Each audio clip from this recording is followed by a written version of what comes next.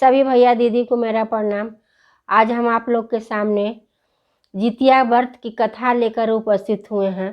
तो आइए जो है हम आपको जितिया व्रत की कथा सुनाते हैं।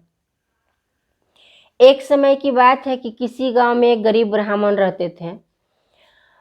तो उनकी जो है एक ही बेटी थी।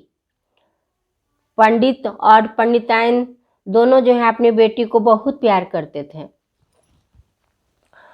तो एक समय जो है उस गांव में इतना बारिश हो रहा था कि गांव में पानी ही पानी नजर आ रहा था। इतना बारिश हो रहा था, पूरा गांव जो है जल थल हो गया। तो उस ब्राह्मण की जो बेटी थी कभी भी घर से बाहर नहीं निकलती थी। तो उस गांव की स्थिति देख करके उसके मन में जो है बहुत ही दया आया और वह सोचने लगी कि इतना पानी में जो है पानी बरस रहा है, कहीं गांव न दह जाए, बाढ़ न आ जाए। और यह सोच करके वह उसके मन में इतना भक्ति भाव था कि वह अपने भक्ति भाव के बल पर जो एक लोटा जल ली और सूरज भगवान को जल ढारते हुए कहती है कि हे सूरज देव महाराज, आप जो हैं अगर धूप उगा देते हैं तो मैं आपके साथ विवाह करूंगी। तो ऐसा हुआ कि 1 घंटा के बाद पूरा धूप हो गया। सारे लोग खुश हो गए कि बारिश छूट गया, गांव भी सूख गया। अब जो है उस पंडित की लड़की का नाम था सुखिया। सुखिया जो है डरने लगी कि अब जो है धूप तो हो गया, अब सूरज भगवान जो हैं आएंगे और हमसे विवाह जरूर करेंगे। अब मन ही मन वह बहू जो है डरने लगी, लेकिन वो उसको पता था कि सूरज देवता जरूर आएंगे। और रात हुआ तो बगीचे से ढेर सारा फूल तोड़ करके लाई और पलंग पर छितरा दी, पलंग को सजा दी, रूम को सजा दी और केले के थम काट करके और पलंग पर सीधा लंबा सोला दी। जिस प्रकार एक व्यक्ति सोया हुआ रहता है उसी प्रकार वह केले के थम को सीधा करके सोला करके उसको चादर ओढ़ा दी। ठीक 12 बजे रात होता है तो सूरज भगवान आते हैं और देखते हैं सुखिया सुखिया चिल्लाते हुए घर में घुसते हैं। सुखिया कहीं नजर नहीं आती है। जब वह कमरे में जाते हैं तो देखते हैं कि वहां कोई व्यक्ति सोया हुआ है। जैसे ही चादर उघाड़ते हैं तो देखते हैं कि वहां कोई नहीं है, केले का थम है। वह क्रोधित हो जाते हैं, कहते हैं कि सुखिया जो है मेरे साथ छल की है। फिर वह चले जाते हैं। फिर दूसरा दिन होता है, सुखिया फिर डर जाती है और ढेर सारा फूल बगीचे से लाती है और फिर वही काम करती है। पूरा कमरे को सजा देती है, सेंट छिड़क देती है कि कमरा जो है खूब महकता है, खुशबू देता है। और फिर जो है केले के थम को ला करके उसी तरह सोला करके उसको चादर ओढ़ा देती है। फिर 12 बजता है रात, फिर सूरज भगवान आते हैं और कमरे में सुखिया सुखिया चिल्लाते हुए कमरे में घुसते हैं। देखते हैं कि सुखिया नहीं है। सुखिया छुप जाती है कोठी के पीछे। सूरज भगवान आते हैं और फिर दूसरा दिन भी देखते हैं कि सुखिया नहीं है, फिर उसके साथ छल की है। इसी तरह तीसरा दिन भी सूरज देवता आते हैं। तीसरा दिन जो है सुखिया को ना पा करके सूरज देवता जो हैं बहुत ही क्रोधित हो जाते हैं और क्रोध में आकर के वह जैसे ही बाहर निकलते हैं तो बाहर में उनके आंगन में जो है वह लघु शंका कर देते हैं। और लघु शंका के रूप में जो है वहां जैसे ही लघु शंका करते हैं वहां गेनहारी का साग इतना उपज जाता है कि सुबह सुखिया उठती है तो देखती है गेनहारी का साग है, उसका मन ललच जाता है और वह जो है गेनहारी के साग तोड़ कर लाती है, उसको काटती है और काट करके उसको बिना इतना गेनहारी के साग में उसका मन जो है रम जाता है कि उसका इतना भी ध्यान नहीं रहता है कि इसको धोना है। और उस गेनहारी को साग को बिना धोए ही वह छौंक देती है और खा लेती है। जैसे ही वह गेनहारी के साग को खाती है उसको 1 महीना में ही गर्भ रह जाता है।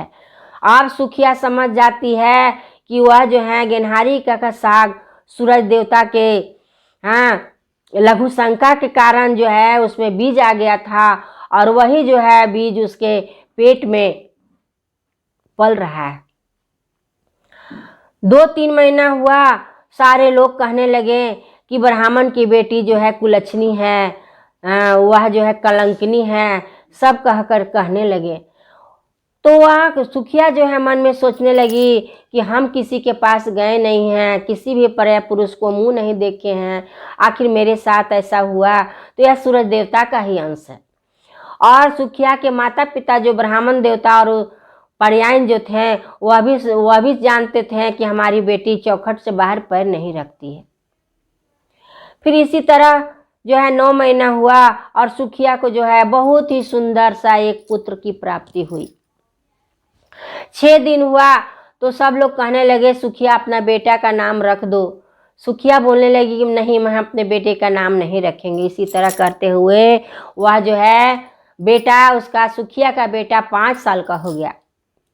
5 साल का हो गया तो सारे लोग कहने लगे कि अब तुम्हारा बेटा तो 5 साल का हो गया, तुम्हें इसको भी स्कूल पढ़ने के लिए भेजो।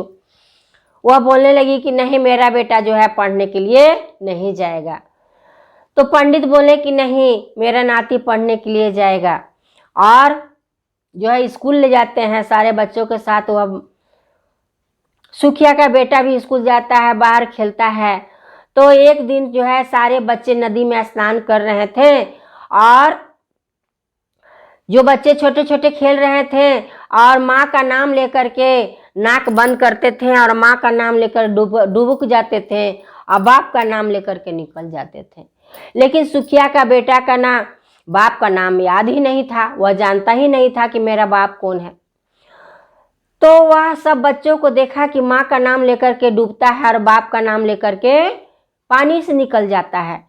वह जो है और सारे बच्चे उसे चिढ़ाने लगे कि इसका तो बाप ही नहीं है, या बाप का नाम जानता ही नहीं, इसका बाप ही नहीं है तो ये नाम क्या जानेगा बाप का। वह बच्चा रोते रोते अपनी माता के पास आता है और सुखिया से कहता है, माँ आज तुमको बताना होगा कि मेरे पिताजी कौन है। नहीं बताओगी तो आज जो है हम जहर खा लेंगे और मृत्यु को प्राप्त हो जाएंगे। तो सुखिया डर गई, कहती कि बेटा तुम्हारा कोई पिता नहीं है। तो वह कहता है नहीं, मेरा पिता होगा, कोई भी है, लेकिन जो भी है तुम उसको बताओ। वह बोली तुम्हारा पिता जीवित नहीं है। फिर वह बच्चा जो है माँ से बहुत जो है जिद करने लगा। तो माँ बोलती है, सुखिया बोलती है कि बेटा ठीक 12 बजे तुम बाहर जो एक पेड़ है, पीपल का पेड़ है, उस पेड़ के सामने जाना और एक व्यक्ति जो है घोड़े पर सवार होकर निकलेगा, तुम उसका रथ पकड़ लेना, वही तुम्हारे पिता है। वह बच्चा जो है 12 बजे दोपहर में निकलता है, लहला दोपहरिया में। तो एक देखता है कि एक व्यक्ति जो है बहुत ही गोरा चिट्ठा 7 घोड़े पर सवार होकर के पेड़ से उतरते हैं। वह बेटा जो है उस घोड़े को पकड़ लेता है। घोड़ा को इस कदर पकड़ता है, इतनी ताकत से पकड़ता है कि घोड़ा आगे नहीं बढ़ रहा है। सूरज देवता कहते हैं कि कौन इतना संसार में बलशाली हो गया जो हमारे घोड़े को रोक लिया। तो वह देखते हैं, कहते हैं तुम कौन है। तो वह बोलता है कि आप हमारे पिता हैं, मैं आपका बेटा हूँ। सूरज देवता समझ जाते हैं कि यह सुखिया का बेटा है, यह मेरा अंश है, इसीलिए जो है इसके अंदर इतनी ताकत है। वह बोलता है बेटा मैं आज से तुम्हें आशीर्वाद देता हूँ कि तुम जो है सभी का मदद करना, और जितना तुम मदद करेगा लोगों का उतना ही तुम्हारी जो है प्रगति होगी और दूर दूर तक प्रचार प्रसार होगा। तुम जाओ और लोग जितने भी दुखी लोग हैं उसको मदद करना। वह लड़का जो है चल दिया। चलते चलते एक गांव में पहुंचता है। वहां देखता है कि एक बुढ़िया जो है बहुत रो रही थी। वह जा करके पूछता है कि माँ तुम क्यों रो रही हो। वह बोलती है बुढ़िया कि बेटा हमारे रुलाई का कारण तुम छोटा सा बच्चा है, तुम क्या समझ पाएगा, तुम नहीं समझ पाएगा। वह बच्चा बोलता है कि माँ तुम बताओ, बूढ़ी माँ तुम अपने दुख का कारण हम बताओ, हम छोटा है तो क्या है, हो सकता है हम तुम्हारी मदद करें। तो बुढ़िया बोलती है कि बेटा इस जंगल में एक जो है राक्षस है वह प्रतिदिन एक व्यक्ति को ले जाता है, उसको मार करके खा जाता है। और इसी तरह नंबर बाय नंबर हर व्यक्ति को आता है। आज मेरे बेटे की भोजन ले जाने की बारी है। वो जो भी व्यक्ति उस जंगल में जाता है उस राक्षस के लिए ढेर सारा भोजन लेकर जाता है, और राक्षस भोजन खाता है फिर उस व्यक्ति को मार करके खा जाता है। आज मेरे बेटे की बारी है, इसीलिए हम रो रहे हैं। बच्चा बोलता है, माँ तुम रो नहीं, तुम्हारा बेटा सही सलामत रहेगा। तुम जितना भी भोजन बनाई हो तुम मुझे दो, हम भोजन लेकर के उस जंगल में जाएंगे। अब जो है वह लड़का भोजन ले करके जंगल में गया। राक्षस दहाड़ते हुए उसके पास आया। वह लड़का डरा नहीं। भोजन खाने के बाद जैसे ही वह बोला कि अब तुमको खाएंगे, लड़का खुशी से अपना हाथ दे देता है। एक हाथ खाता है, लड़का के आंख से आंसू भी नहीं आता है और न ही उसको दर्द महसूस होता है। वो जैसे ही एक हाथ खाया है वह लड़का जो है दूसरा हाथ दे देता है। तो वह जो है राक्षस कहता है कि कैसा मनुष्य है भाई, एक हाथ दिया खुद से दूसरा हाथ भी दे रहा है, जरूर यह जो है देवता का अंश है। तभी सूर्य भगवान वहाँ आ जाते हैं और कहते हैं कि राक्षस को मार देते हैं और कहते हैं अपने उस बच्चे का नाम जितमोहन देते हैं और कहते हैं कि तुम्हारा आज से जितवाहन नाम हुआ। और जो आश्विन महीने के कृष्ण पक्ष के 7वीं के दिन नहा खा कर विधि विधान से भोजन करेगा, उठगन बनाकर खाएगा, उसके पुत्र और अष्टमी को उपवास करेगा और नवमी को जो है खीरा और दूध से पारण करेगा, उसका पुत्र जो है दीर्घायु होगा। और जो तुम्हारा नाम से अष्टमी का दिन जितिया का व्रत करेगा और जितिया बना करके गले में पहनेगा और अपने बच्चों को पहनाएगा, उसके पुत्र जो हैं बहुत दिनों तक जीवित रहेंगे, दीर्घायु होंगे। तो जो भी इस व्रत को करेगा उसके बच्चे दीर्घायु होंगे, ऐसा आशीर्वाद दे करके सूरज भगवान जो हैं चले गए। और उन्हीं के सूरज पुत्र जितवाहन के नाम पर आज जो हैं सभी औरतें जो हैं अपने बच्चे की दीर्घायु के लिए, लंबी आयु के लिए जो है जितिया का पर्व करते हैं। इसलिए जितिया जो है हम महिलाओं के लिए जो है एक महान पर्व है। जो हम जितिया करते हैं तो हमारे बच्चे सुखी संपन्न रहते हैं। तो जो है जितिया का पर्व बहुत महान होता है और इसे हर महिलाओं को करना चाहिए। जितिया के दिन जो भी महिला उपवास नहीं करते हैं उसके बच्चे जो हैं अल्पायु होते हैं।